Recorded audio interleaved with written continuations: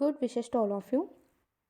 History of Modern India, Chapter 13, The Struggle for Swaraj, 1919 to 27, audiobook. The third and the last phase of the national movement began in 1919 when the era of popular mass movements was initiated. The Indian people waged perhaps the greatest mass struggle in world history, and India's national revolution was victorious. As we have seen in the previous chapter, a new political situation was maturing during the war years 1914 to 18. Nationalism had gathered its forces, and the nationalists were expecting major political gains after the war, and they were willing to fight back if their expectations were thwarted. The economic situation in the post war years had taken a turn for the worse. There was first a rise in prices and then a depression in economic activity. Indian industries, which had prospered during the war because foreign imports of manufactured goods and had ceased, now faced losses and closure. Moreover, foreign capital now began to be invested in India on a large scale. The Indian industrialists wanted protection of their industries through imposition of duties and high custom duties and grant of government aid. They realized that a strong nationalist movement and an independent Indian government alone could secure this. The workers and artisans facing unemployment and high prices also turned actively towards the nationalist movement. Indian soldiers who returned from their terms in Africa, Asia, and Europe imparted some of their confidence and their knowledge of the wide world to the rural areas. The peasantry, groaning under deepening poverty and high taxation, was waiting for a lead. The urban educated Indians faced increasing unemployment. Thus, all sections of Indian society were suffering economic hardships, compounded by droughts, high prices, and epidemics. The international situation was also favorable to the resurgence of nationalism. The First World War gave a tremendous impetus to in nationalism all over Asia and Africa. In order to win popular support for their war effort, and allied nations, Britain, the United States, France, Italy, and Japan, promised a new era of democracy and national self determination to all the peoples of the world. But after their victory, they showed little willingness to end the colonial system. On the contrary, at the Paris Peace Conference and in the different peace settlements, all the wartime promises were forgotten and, in fact, betrayed. The ex colonies of the defeated powers, Germany and Turkey, in Africa, West Asia, and East Asia, were divided among the victorious powers. A million nationalism, born out of a strong sense of disillusionment began to arise everything in Asia and Africa. In India, while the British government made a half-hearted attempt at constitutional reform, it also made it clear that it had no intention of parting with political power or even sharing it with Indians. Another major consequence of the World War was the erosion of the white man's prestige. The European powers had, from the beginning of their imperialism, utilized the notion of racial and cultural superiority to maintain their supremacy. But during the war, both sides carried on intense propaganda against each other, exposing the opponents' brutal and uncivilized colonial record. Naturally, the peoples of the colonies tended to believe both sides and to lose their away of the white man's superiority. A major impetus to the national movements in the colonies was given by the impact of the Russian Revolution. On 7 November 1917, the Bolshevik Communist Party, led by V.I. Lenin, overthrew the uh, Tsarist regime in Russia and declared the formation of the first social state, the Soviet Union, in the history of the world. The new Soviet regime electrified the colonial world by unilaterally renouncing its imperialist rights in China and other parts of Asia by granting the right of self determination to the former Tsarist colonies in Asia and by giving an equal status to the Asian nationalities within its border, which had been oppressed as inferior and conquered peoples by the previous regime. The Russian Revolution put heart into the colonial people. It brought home to the colonial people the important lesson that immense strength and energy resided in the common people. If the unarmed peasants and workers could carry out a revolution against the domestic tyrants, then the people of the subject nations too could fight for their independence, provided they were equally well united, organized, and determined to fight for freedom. The nationalist movement in India was also affected by the fact that the rest of the Afro Asian world was also convulsed by nationalist agitations after the war. Nationalism surged forward not only in India but also in Ireland, Turkey, Egypt, and other Arab countries of Northern Africa and West Asia, Iran, Afghanistan, Burma, Malaya, Indonesia, Indochina, the Philippines, China, and Korea. The government, aware of the rising tide of nationalist and anti government sentiments, once again decided to follow the policy of the carrot and the stick. In other words, of concessions and repression, the carrot was represented by the Montague-Chelmsford reforms. The Montague-Chelmsford reforms in 1918, Edwin Montague, the Secretary of State, and Lord Chelmsford, the Viceroy, produced their scheme of constitutional reforms which led to the enactment of the Government of India Act of 1919. The provincial legislative councils were enlarged and the majority of their members were to be elected. The provincial governments were given more powers under the system of diarchy. Under this system, some subjects such as finance and law and order were called reserved subjects and remained under the direct control of the governor. Others, such as education, public health, and local self government, were called transferred subjects and were to be controlled by ministers responsible to the legislators. This also meant that while some of the spending departments were transferred, the governor retained complete control over the finances. The government could, moreover, overrule the ministers on any grounds that he considered special. At the center, there were to be two houses of legislature. The lower house, the legislative assembly, was to have 41 nominated members out of a total strength of 144. The upper house, the council of state, was to have 26 nominated and 34 elected members. The legislature had virtually to no control over the governor general and his executive council. On the other hand, the central government had unrestricted control over the provincial governments. Moreover, the right to vote was severely restricted. In 1920, the total number of voters was 9,09,874 for the lower house and 17,364 for the upper house. Indian nationalists had, however, advanced far beyond such a halting concessions. They were no longer willing to be satisfied with the shadow of political power. The Indian National Congress met in a special session at Bombay in August 1918 under the presidency of Hassan Imam to consider the reform proposals. It condemned them as disappointing and unsatisfactory and demanded effective self government instead. Some of the veteran Congress leaders, led by Surendranath Banerjee, were in favor of accepting the government proposals. They left the Congress at this time and founded the Indian Liberal Federation. They came to be known as liberals and played a minor role in Indian politics hereafter. The Revolt Act. While trying to appease Indians, the government of India was ready with repression. Throughout the war, repression of nationalists had continued. The aggressive revolteries had been hunted down, hanged, and imprisoned. Many other nationalists, such as Abul Kalam Azad, and also been kept behind bars. The government now decided to arm itself with more far-reaching powers, which went against the accepted principles of rule of law, to be able to suppress those nationalists who would refuse to be satisfied with the official reforms. In March 1919, it passed the Revolt Act, even though every single Indian member of the Central Legislative Council opposed it. This act authorized the government to imprison any person without a trial and conviction in a court of law. The act would thus also enable the government to suspend the right of habeas corpus, which had been the foundation of civil liberties in Britain. Mahatma Gandhi assumes leadership. The Revolt Act came like a sudden blow to the people of India who had been promised an extension of democracy during the war.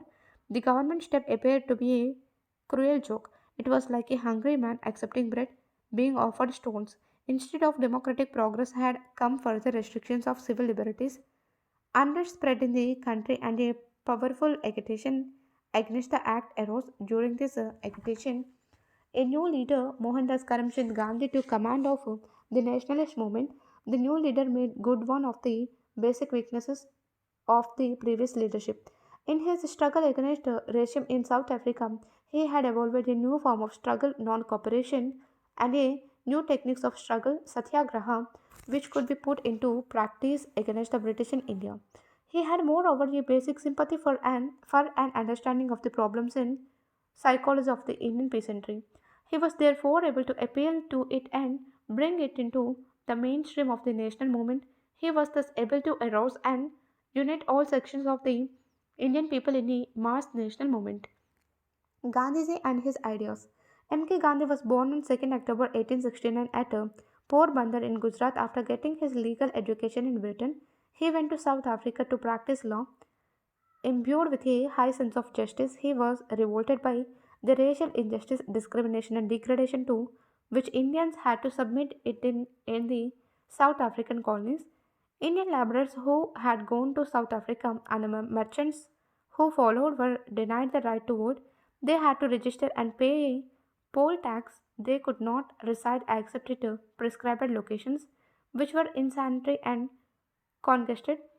In some of the South African colonies, the Asians, as also the Africans, could not stay out of doors after 9 p.m., nor could they use public footpaths. Gandhi soon became the leader of the struggle against these conditions and during 1893 to 1914 was engaged in a heroic thought, unequal struggle against the racist authorities of South Africa. It was during this long struggle lasting nearly 2 decades that he evolved the technique of satyagraha based on truth and non-violence. The ideal satyagrahi was to be truthful and perfectly peaceful, but at the same time he would refuse to submit to what he considered wrong. He would accept suffering willingly in the course of a struggle against the wrongdoer. This struggle was to be part of his love of truth. But even while resisting evil, he would love the evildoer. Hatred would be alien to the nature of a true satyagrahi. He would, moreover, be utterly fearless. He would never bow down before evil, whatever the consequences. In Gandhi's eyes, non-violence was not a weapon of the weak and the cowardly. Only the strong and the brave could practice it. Even violence was preferable to cowardice. In a famous article in his weekly journal Young India, he wrote in 1920 that non-violence is the law of our species as violence is the law of the brute. But that where there is only a choice between cowardice and violence, I would advise violence. I would rather have Indian resort to arms in order to defend her honor than that she should in a cowardly manner become or remain a helpless witness to her own dishonor. He once summed up his entire philosophy of life as follows: the only virtue I want to claim in is the truth and nonviolence. I lay no claim to superhuman powers, I want none. Another important aspect of Gandhi's outlook was that he would not separate through and practice, belief and action. His truth and non-violence were meant for daily living and not merely for high-sounding speeches and writings. Gandhiji, moreover, had an immense faith in the capacity of the common people to fight. For example, in 1915, referring to the common people who fought along with him in South Africa, in the course of his reply to an address of welcome at Madras, he said, "You have said that I inspired these great men and women, but I cannot accept that proposition. It was the simple minded folk who worked away in faith, never expecting the slightest reward, who inspired me, who kept me to the proper level, and who compelled me by their sacrifice, by their great faith, by their great trust in the great God to do the work what I was able to do." Similarly, in 1942, when asked now how he expected to resist the might of the empire, He replied, with the might of the dumb millions, Gandhiji returned to India in 1915 at the age of 46. He spent an entire year traveling all over India, understanding Indian conditions and the Indian people, and then in 1916 founded the Sabarmati Ashram at Ahmedabad, where his friends and followers were to learn and practice the ideas of truth and non-violence. He also set out to experiment with his new method of struggle. Champaran Satyagraha 1917. Gandhi's first great experiment in Satyagraha came in 1917 in Champaran, a district in Bihar. The peasantry on the indigo plantations in the district was excessively oppressed by European planters. They were compelled to grow indigo on at least 3 by 20 of their land and to sell it at prices fixed by the planters. Similar conditions had prevailed earlier in Bengal, but as a result of a major uprising during 1859 to 61, the peasants there had won their freedom from the indigo planters. Having heard of Gandhi's campaigns in South Africa, several peasants of Champaran invited him to come and help them. Accompanied by Babu Rajendra Prasad, Mazhar ul Haq, J.B. Kripalani, Narhari Parekh and Mahadev Desai, Gandhiji reached Champaran in 1917 and began to conduct a detailed inquiry into the condition of the peasantry. The infuriated district officials ordered him to leave Champaran, but he defied the order and was willing to face trial and imprisonment. This forced the government to cancel its earlier order and to appoint a committee of inquiry on which Gandhiji served as a member. Ultimately, the disabilities from which the peasantry was suffering were reduced and Gandhiji won his first battle of civil disobedience in India. He also had a glimpse into the naked poverty in which the peasants of India lived. Ahmedabad mill strike. In 1918, Mahatma Gandhi intervened in a dispute between the workers and mill owners of Ahmedabad. He advised the workers to go on strike and to demand a 35% increase in wages. But he insisted that the workers should not use violence against the employers during the strike. He undertook a fast unto death to strengthen the workers' resolve to continue the strike. But his fast also put a pressure on the mill owners who relented on the fourth day and agreed to give the workers a 35% increase in wages. In 1918, crops failed in the Kedah district in Gujarat, but the government refused to remit land revenue and insisted on its full collection. Gandhiji supported the peasants and advised them to withhold payment of revenue till their demand for its remission was met. The struggle was withdrawn when it was learned that the government had issued instructions that revenue should be recovered only from those peasants who could afford to pay. Sardar Vallabhbhai Patel was one of the many young persons who became Gandhiji's followers during the Kheda peasant struggle. These experiences brought Gandhiji in close contact with the masses whose interests he actively espoused all his life. In fact, he was the first Indian nationalist leader who identified his life and his manner of living with the life of the common people. In time, he became the symbol of poor India, nationalist India, and rebellious India. Three other causes were very dear to Gandhi's heart.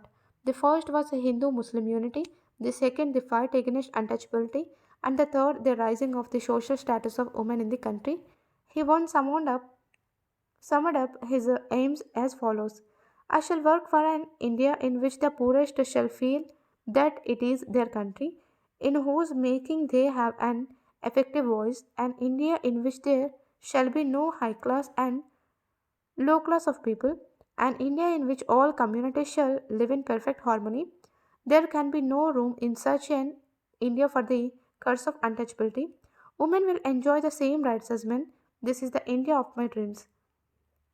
Thoughtfully devout Hindu, Gandhi's cultural and religious outlook was universalist and not narrow. Indian culture, he wrote, is neither Hindu, Islamic, nor any other holy. It is a fusion of all. He wanted Indians to have deep roots in their own culture, but at the same time to acquire the best that other world cultures had to offer. He said, I want the culture of all lands to be blown about my house as freely as possible, but I refuse to be blown off my feet by any. I refuse to live in other people's houses as an interloper, a beggar, or a slave. Satyagraha against the Rowlatt Act. Along with other nationalists, Gandhiji was also aroused by the Rowlatt Act. In February 1919, he founded the Satyagraha Sabha, whose members took a pledge to disobey the act and thus to court arrest and imprisonment. Here was a new method of struggle. The nationalist movement, whether under moderate or extremist leadership, had it had to confine its struggle to agitation, big meetings and demonstrations, refusal to cooperate with the government, boycott of foreign cloth and schools, or individual acts of violence were the only forms of political work known to the nationalists. Satyagraha immediately raised the movement to a new, higher level. Nationalists could now act instead of merely agitating and giving only verbal expression to their dissatisfaction and anger. The movement, moreover, was to rely increasingly on the political support of the peasants, artisans, and the urban poor. Gandhiji asked the nationalist workers to go to the villages. That is where India lives, he said. He increasingly turned the face of nationalism towards the common man, and the symbol of this transformation was to be khadi, or handspun and hand woven cloth, which soon became the uniform of the nationalists. He spun daily to emphasize the dignity of labor and the value of self reliance. India's salvation would come, he said, when the masses were wakened from their sleep and became active in politics, and the people responded magnificently to Gandhi's call.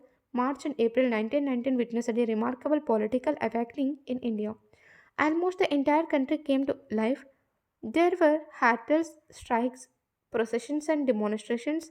The slogans of Hindu Muslim unity filled the air. The entire country was electrified. The Indian people were no longer willing to submit to the degradation of a foreign rule. Jallianwala Bagh massacre. The government was determined to suppress the mass agitation. It repeatedly lathi charged and fired upon unarmed demonstrators at Bombay, Ahmedabad, Calcutta, Delhi, and other cities. Gandhiji gave a call for a mighty hartal on 6th April 1919. The people responded with a unprecedented enthusiasm. The government decided to meet the popular protest with repression, particularly in the Punjab. At this time was perpetrated one of the worst political crimes in modern history. A large but unarmed crowd had gathered on 13th April 1919 at Amritsar in the Punjab in the Jallianwala Bagh to protest against the areas of their popular leaders, Dr. Saifuddin Kichla and Dr. Satyapal. General Dyer and the military commander of Amritsar decided to terrorize the people of Amritsar into complete submission. Jallianwala Bagh was a large open space which was enclosed on three sides by buildings and had only one exit.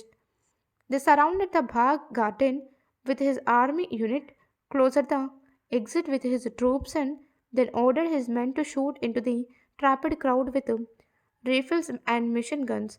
They fired till their ammunition was exhausted. Thousands were killed and wounded. After this massacre, martial law was proclaimed throughout the Punjab and the people were submitted to the most uncivilized atrocities. A liberal lawyer, Sivaswamy Iyer, who had received a knighthood from the government, wrote as follows on the Punjab atrocities. The wholesale slaughter of hundreds of unarmed men of Jallianwala Bagh without giving the crowd an opportunity to disperse. The indifferences of General Dyer to the condition of hundreds of people who were wounded in the firing of machine guns into crowds who had dispersed and taken to their heels, the flogging of men in public, the order compelling thousands of students to walk 16 miles a day for roll calls, the arrest and detention of 500 students and professors, the compelling of school children of 5 to 7 to attend on parade to slaughter the flag, the flogging of a marriage party, the censorship of males, the closure of the Badshahi Mosque for 6 weeks, the arrest and detention of people without any substantial reasons, the flogging of six of the biggest boys in the Islamic schools simply because they happen to be schoolboys and to be big boys. The construction of an open case for the confinement of arrested persons, the invention of novel punishment like the traveling order, the skipping order, and others unknown to any system of law, civil or military, the handcuffing and roping together of persons and keeping them in open trucks for 15 hours, the use of aeroplanes and labus guns, and the latest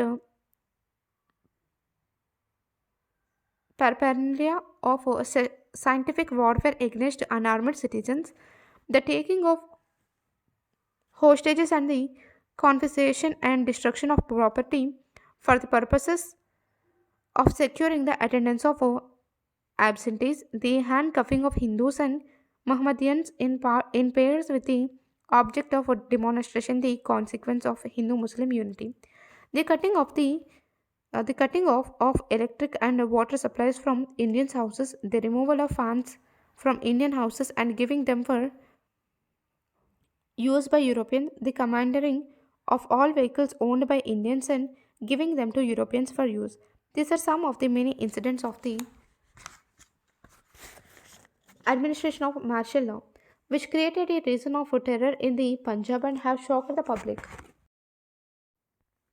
A wave of horror ran through the country as the knowledge of the Punjab happening spread. People saw, as if in a flash, the ugliness and brutality that lay behind the facade of civilization that imperialism and foreign rule professed. Popular shock was expressed by the great poet and humanist Rabindranath Tagore, who renounced his knighthood in protest and declared, "The time has come when badges of honor make our shame glaring in their incongruous, incongruous context of humiliation, and I, for my part, wish to stand shorn of all special distinctions by the side of my countrymen who, far for their so-called insignificance, are liable to suffer degradation not fit for human beings."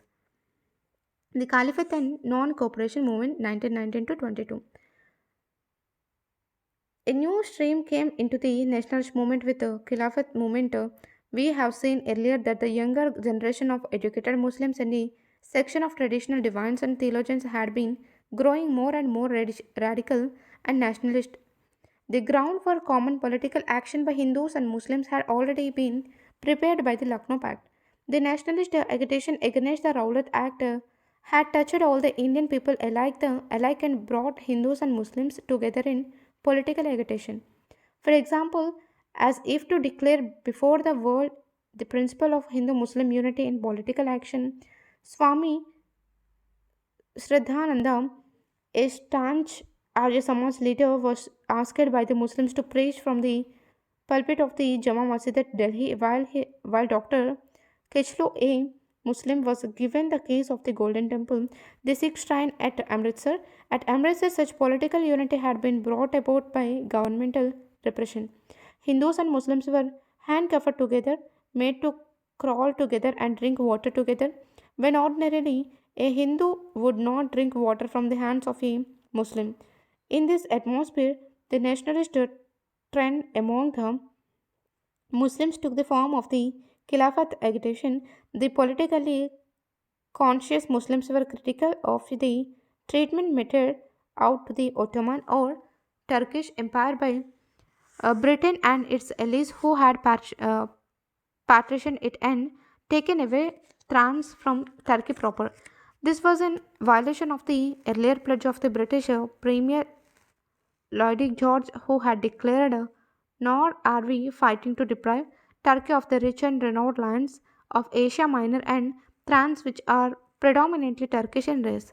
The Muslims also felt that the power of the Sultan of Turkey, who was also regarded by many as the Caliph or the religious head of the Muslims over the religious places of Islam, should not be undermined. A Khilafat committee was soon formed under the leadership of the Ali brothers, Maulana Azad, Hakim Azmal Khan, and Hasrat Mohani, and a countrywide agitation was organized. The All India Khilafat Conference held at Delhi in November 1919 decided to withdraw all cooperation from the government if their demands were not met. The Muslim League, now under the leadership of nationalists, gave full support to the National Congress and its agitation on political issues. On their part, the Congress leaders, including Lokmanya Tilak and Mahatma Gandhi, viewed the Khilafat agitation as a golden opportunity for cementing Hindu Muslim unity and bringing the Muslim masses into the national movement. They realized that different sections of the people Hindus, Muslims, Sikhs, and Christians, capitalists and workers, peasants and artisans, women and youth, tribal people, and people of different regions would come into the nation movement through the experience of fighting for their own different demands and seeing that the alien regime stood in opposition to them. Gandhiji looked upon the Caliphate agitation as an opportunity of uniting Hindus and Mohammedans as would not arise in the 100 years early in 1920. He declared that the Caliphate question overshadowed that of the constitutional reforms and the Punjab wrongs and announced that he would lead a movement of non cooperation if the terms of peace with Turkey did not satisfy the Indian Muslims. In fact, very soon Gandhi became one of the leaders of the Khilafat movement. Meanwhile, the government had refused to annul the Rowlatt Act, make amends for the atrocities in the Punjab, or satisfy the nationalist urge of self-government. In June 1920, an all-party conference met at Allahabad and approved a program of boycott of schools, colleges, and law courts. The Khilafat Committee launched a non-cooperation movement on 31st August 1920. The Congress met at a special session in September 1920 at Kolkata. Only a few weeks earlier, it had suffered a grievous loss. Lokmanya Tilak had passed away on 1st August at the age of 64. But his place was soon taken by Gandhiji, C.R. Das, and Motilal Nehru. The Congress supported Gandhi's plan for non cooperation with the government till the Punjab and Khilafat wrongs were removed and Swaraj established. The people were asked to boycott government educational institutions, law courts, and legislators to give up foreign cloth, to surrender officially, confer towels and honors, and to practice hand spinning and hand weaving for producing khadi. Later, the program would include resignation from government service and mass civil disobedience, including refusal to pay taxes. Congressmen immediately withdrew from elections, and the voters too largely boycotted them. This decision to defy in a most peaceful manner the government and its laws was endorsed at the annual session of the Congress held at Nagpur in December 1920. The British people will have to beware, declared Gandhiji at Nagpur, that if they do not want to do justice, it will be the bounden duty of every Indian to destroy the empire. The Nagpur session also made changes in the constitution of the Congress. Provincial Congress committees were reorganized on the basis of linguistic areas. The Congress was now to be led by a working committee of 15 members, including the president and the secretaries. This would enable the Congress to function as a continuous political organization and would provide it with the machinery for implementing its resolution.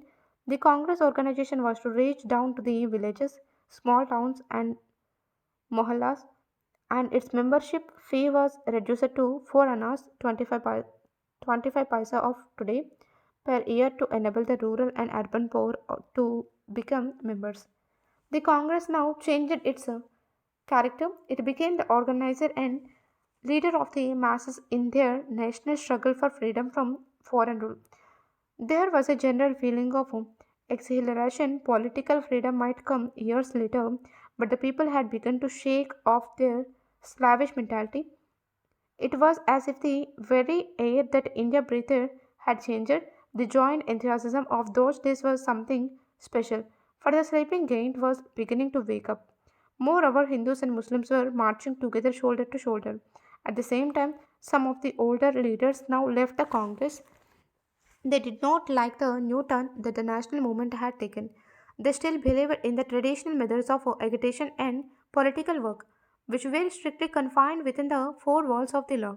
They opposed the organization of the masses, hurdles, strikes, satyagraha, breaking of laws, courting of imprisonment, and other forms of violent struggle. Muhammad Ali Jinnah, G.S. Kaparde, Bipin Chandrapal, and Annie Besant were among the prominent leaders who left the Congress during this period. The years 1921 and 1922 were to witness an unprecedented movement of the Indian people. Thousands of students left government schools and colleges and joined national schools and colleges. It was at this time that the Jamia Millia Islamia National Muslim University of Aligarh, the Bihar Vidyapit, the Kashi Vidyapit, and the Gujarat Vidyapit came into existence. The Jamila Millia later shifted to Delhi. Acharya Narendra Dev, Dr. Zakir Hussain, and Lala Lajpati Rai were among the many distinguished teachers at these national colleges and universities. Hundreds of lawyers, including Chittaranjan Das, popularly known as Deshbandhu, Motilal Nehru, Rajendra Prasad, Saifuddin Kishlu, C. Rajagopalachari, Sardar Patel, T. Prakasham, and Asaf Ali gave up their lucrative legal practice. The Dalek Swaraj Fund was started to finance the non-cooperation movement, and within 6 months over a crore of rupees were subscribed. Women showed great enthusiasm and freely offered their jewelry. Boycott of foreign cloth became a mass movement. Huge bonfires of foreign cloth were organized all over the land. Khadi soon became a symbol of freedom. In July 1921, the All India Khilafat Committee passed a resolution declaring that no Muslims should serve in the British India Army. In September, the Ali brothers were arrested for sedition. Immediately, Gandhiji gave a call for repetition of his resolution at hundreds of meetings. 50 members of the All India Congress Committee issued a similar declaration that no Indian should serve a government which degraded India socially, economically, and politically. The Congress Working Committee issued a similar statement. The Congress now decided to raise the movement to a higher level. It permitted the Congress Committee of a province to start civil disobedience or disobedience of British laws, including non payment of taxes, if in its opinion the people were ready for it. The government again took recourse to repression. The activities of the Congress and Caliphate volunteers who had begun to drill together and thus unite Hindu and Muslim political workers at lower levels were declared illegal. By the end of 1921, all important nationalist leaders except Gandhiji were behind bars, along with 3,000 others. In November 1921, huge demonstrations greeted the Prince of Wales heir to the British throne. During his tour of India, he had been asked by the government to come to India to encourage loyalty among the people and the princes. In Bombay, the government tried to suppress the demonstrations, killing 53 persons and wounding about 400 more. The annual session of the Congress meeting at Ahmedabad in December 1921 passed a resolution affirming the fixed determination of the Congress to continue the program of non-violent non-cooperation with greater vigor than hitherto, till the Punjab and Khilafat wrongs were redressed and Swarajya is established. The resolution argued all Indians, and in particular students, quietly and without any demonstration to offer themselves for arrest by belonging to the volunteer organizations. All such satyagrahas were to take a pledge to remain non-violent in word and deed, to promote unity among Hindus, Muslims, Sikhs, Parsis, Christians, and Jews, and to practice Swadeshi and wear only khadi. A Hindu volunteer was also to undertake to fight actively against untouchability. The resolution also called upon the people to organize, whenever possible, individual or mass civil or disobedience along non-violent lines. The people now waited impatiently for the call for further struggle. The movement had, moreover, spread deep among the masses. Thousands of peasants in Uttar Pradesh and Bengal had responded to the call of non cooperation. In parts of Uttar Pradesh, tenants refused to pay illegal dues to the zamindars. In the Punjab, the Sikhs were leading a non violent movement known as the Akali movement. to remove corrupt mahants from the gurdwaras, the places of worship. In Assam, the plantation laborers went on strike. The peasants of Midnapur refused to pay union board taxes. A powerful agitation led by Dugirala Gopala Krishnaya developed in Guntur district. The whole population of Chirala, a town in the district, refused to pay municipal taxes and moved out of town. All village officers resigned in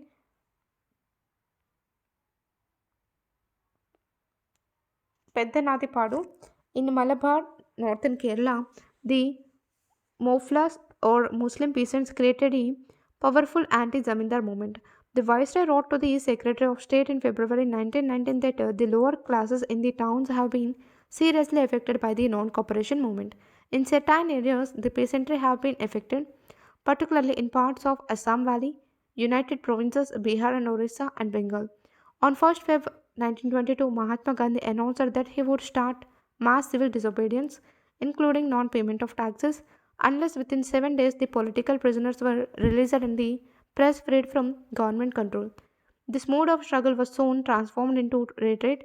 On 5th February, a Congress procession of 3,000 peasants at Chowri Chowra, a village in the Gorakhpur district of Uttar Pradesh, was fired upon by the police. The angry crowd attacked and burned the police station, causing the death of 22 policemen. Other incidents of violence by crowds had occurred earlier in different parts of the country. Gandhiji was afraid that in this moment of popular ferment and excitement, the movement might easily take a violent turn. He was convinced that the nationalist workers had not yet properly understood nor learned the practice of non-violence, without which he was convinced civil disobedience could not be a success. Apart from the fact that he would have nothing to do with violence, he also perhaps believed that the British would be able to easily crush a violent movement, for people had not yet built up enough strength and stamina to resist massive government repression. He therefore decided to suspend the nationalist campaign. The Congress Working Committee met at Bardoli in Gujarat on 12th February and passed a resolution stopping all activities which would lead to breaking of laws. It urged congressmen to donate their time to the constructive program, popularization of the charka, national schools, temperance, removal of untouchability, and promotion of Hindu Muslim unity. The Bardoli resolution stunned the country and had a mixed reception among the bewildered nationalists. While some had implicit faith in Gandhiji and believed that the retreat was a part of the Gandhian strategy of struggle, others, especially the younger nationalists, resented this decision to retreat. Subhash Bose, one of the popular and younger leaders of the Congress, he written in his autobiography, The Indian Struggle, to sound the order of retreat just when public enthusiasm was reaching the boiling point was nothing short of a national calamity. The principal reentents of the Mahatma, Deshbandhu Das, Pandit Motilal Nehru, and Lal Lajpati Rai, who were all in prison, shared the popular resentment. I was with the Deshbandhu at the time, and I could see that he was beside him full with anger and sorrow at the way Mahatma Gandhi was repeatedly bungling. Many other young leaders, such as Jawaharlal Nehru, had a similar reaction. But both the people and the leaders had faith in Gandhiji and did not want to publicly disobey him. They accepted his decision without one open opposition. The first non cooperation and civil disobedience movement virtually came to an end. The last act of the drama was played when the government decided to take full advantage of the situation and to strike hard. It arrested Mahatma Gandhi on 10th March 1922 and charged him with spreading disaffection against the government. Gandhiji was sentenced to 6 years imprisonment after a trial which was made historic by the statement that he made before the court. Pleading guilty to the prosecution's charge, he invited the court to award him the highest penalty that can be inflicted upon me for what in law is a deliberate crime, and what appears to me to be the highest duty of a citizen. He traced at length his own political evolution from a supporter of the British rule, to its sharpest critic and said, I came reluctantly to the conclusion that the British connection had made India more helpless than she ever was before, politically and economically. A disarmed India has no power of resistance against any aggression. She has become so poor that she has little power of resisting famines. Little do town dwellers know how the semi starved masses of India are slowly sinking to lifelessness. Little do they know that their miserable comfort represents the brokerage they get for the work they do for the foreign exploiter. That the profits and the brokerage are sucked from the masses, little do they realize that the government established by law in British India is carried on for the exploitation of the masses. No sophistry, no jugglery in figures can explain away the evidence that the skeletons in many villages present to the naked eye. In my opinion, administration of the law is thus prostituted consequent, consciously or unconsciously for the benefit of the exploiter. The greater misfortune is that Englishmen and their Indian associates in the administration of the country do not know that they are engaged in the crime I have attempted to describe. I am satisfied that many Englishmen and Indian officials honestly believe that they are administering one of the best systems devised in the world, and that India is making steady, though slow progress. They do not know that a subtle but effective system of terrorism and an organized display of force on the one hand, and the deprivation of all powers of retaliation or self defense on the other, have emasculated the people and induced in them the habit of simulation. In conclusion, Gandhiji expressed his belief that non cooperation with evil is as much a duty as is a cooperation with God, with good. The judge noted that he was passing on Gandhiji the same sentence was passed on Lokamanya Tilak in 1908. Very soon, the Caliphate question also lost relevance. The people of Turkey rose up under the leadership of Mustafa Kemal Pasha and in November 1922 deprived the Sultan of his political power. Kemal Pasha took many measures to modernize Turkey and to make it a secular state. He abolished the caliphate or the institution of the caliph and separated the state from religion by eliminating Islam from the constitution. He nationalized education, granted women extensive rights, introduced legal codes based on European models, took steps to develop agriculture and to introduce modern industries. All these steps broke the back of the Khilafat agitation. The Khilafat agitation had made an important contribution to the non cooperation movement. It had brought urban Muslims into the nationalist movement and had been thus responsible in part of the feeling of nationalist enthusiasm and exhilaration that prevailed in the country in those days. Some historians have criticized it for mixing religion with politics. As a result, they say religious consequences spread to politics, and in the long run, the forces of communalism were strengthened. This is true to some extent. There was, of course, nothing wrong in the nationalist movement taking up a demand that affected Muslims only. It was inevitable that different sections of society would come to understand the need for freedom through their particular demands and experiences. The nationalist leadership, however, failed to some extent in raising the religious political consequence of the Muslim to the higher plane of secular political consequences. At the same time, it should also be kept in view that the Khilafat agitation represented much wider feelings of the Muslim than their concern for the Caliph. It was in reality as an aspect of the general spread of anti-imperialist feelings among the Muslims. These feelings found a concentrated expression on the Khilafat question. After all, there was no protest in India when Kamal Pasha abolished the Caliphate in 1924.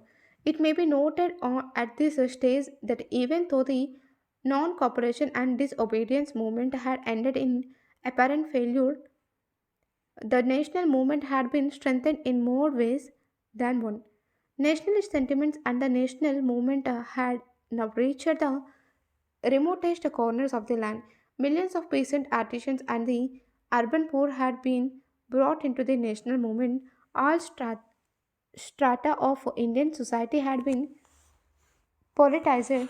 Women had been drawn into the movement. It is this politicization and activization of millions of men and women that imparted a revolutionary character to the Indian national movement.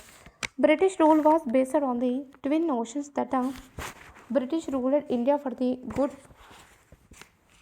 good of the Indians and that it was invincible and incapable of being overthrown.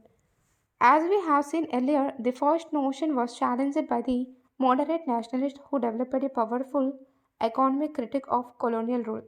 It was now during the mass phase of the national movement that this critique was disseminated among the common people by youthful agitators. Through speeches, pamphlets, dramas, songs, Prabhat Paris, and newspapers.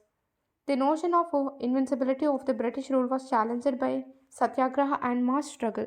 As Jawaharlal Nehru wrote in the Discovery of India, the essence of his Gandhiji's teachings was fearlessness, not merely body courage, but the absence of fear from the mind. But the dominant impulse in India under British rule was that of fear, pervasive, oppressing, strangling fear, fear of the army, the police, the widespread secret service, fear of the official class, fear of laws mean to suppress and of prison, fear of landlords, agents, fear of the moneylender, fear of unemployment and starvation, which were always on the threshold. It was against this all prevailing fear that Gandhiji's quiet and determined voice was raised. Be not afraid. A major result of the non cooperation movement was that the Indian people lost their sense of fear. The brute strength of British power in India no longer frightened them. They had gained tremendous self confidence and self esteem, which no defeats and retreats could shake. This was expressed by Gandhiji when he declared that the fight that was commenced in 1920 is a fight to the finish, whether it lasts 1 month or 1 year or many months or many years. The Swarajists. Major developments in Indian politics occurred during 1922 to 28. The withdrawal of the non cooperation movement led to dem- demoralization in the nationalist ranks. Moreover, serious differences arose among the leaders who had to decide how to prevent the movement from lapsing into passivity. One school of thought, headed by C.R. Das and Motilal Nehru, advocated a new line of political activity under the changed conditions.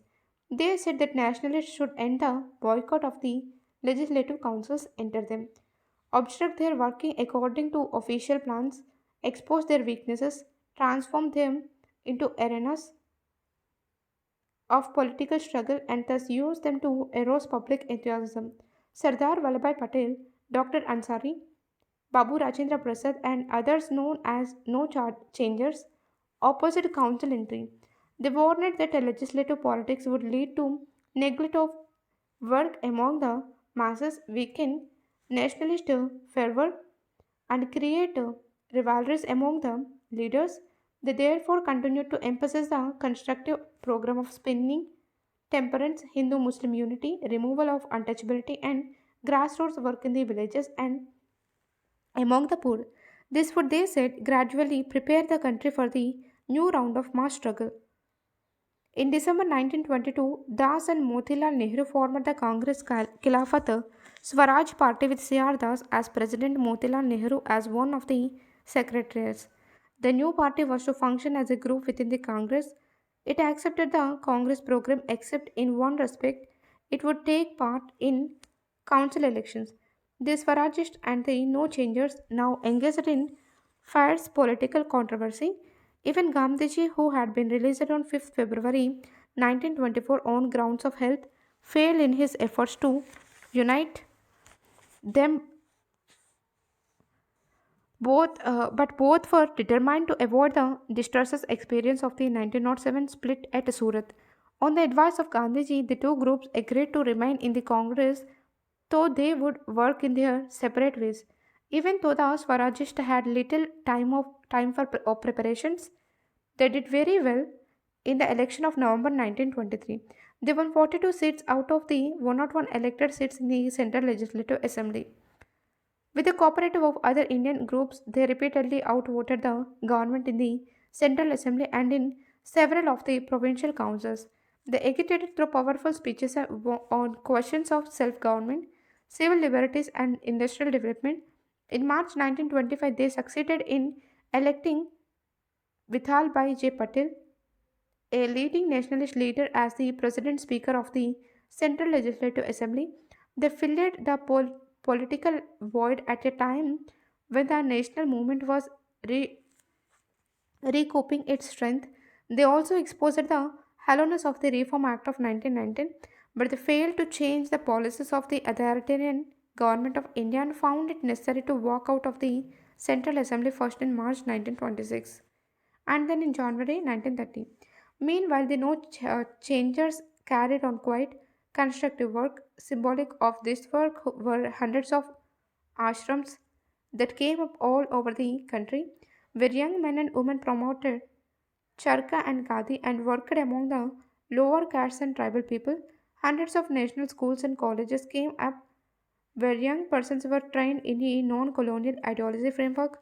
Moreover, constructive workers served as the backbone of the civil disobedience movements as their active organizers, while the Swarajists and the No Changers worked in their own separate ways. There was no basic difference between the two, and because they kept on the best of terms and recognized each other's anti imperialist character, they could readily unite later when the time was ripe for a new national struggle.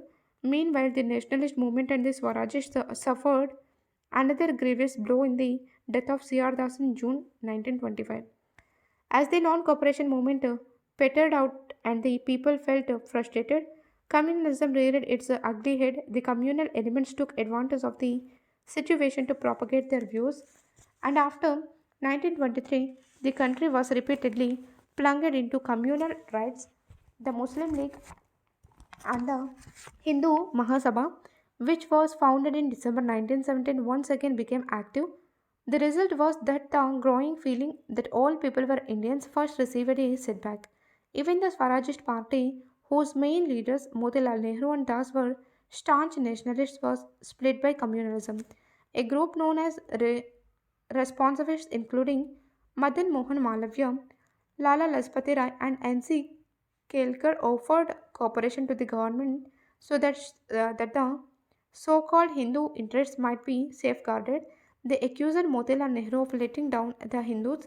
The Muslim communists were no less active in fighting for the laws and fishes of office. Gandhiji, who had repeatedly asserted that Hindu Muslim unity must be our creed for all time and under all circumstances, tried to intervene and improve the situation. In September 1924, he went on a 21-day fast at Delhi in Maulana Muhammad Ali's house to do penance for the inhumanity revealed in the communal rights. But his efforts were of little avail. The situation in the country appeared to be dark indeed. There was general political apathy. Gandhi was living in retirement. The Swarajists were split. Communalism was flourishing. Gandhiji wrote in May 1927, "My only hope lies in prayer and answer to prayer." But behind the scenes, forces of national upsurge had been growing. When in November 1927 the announcement of the formation of the Simon Commission came, India again emerged from darkness and entered a new era of political struggle. Thank you.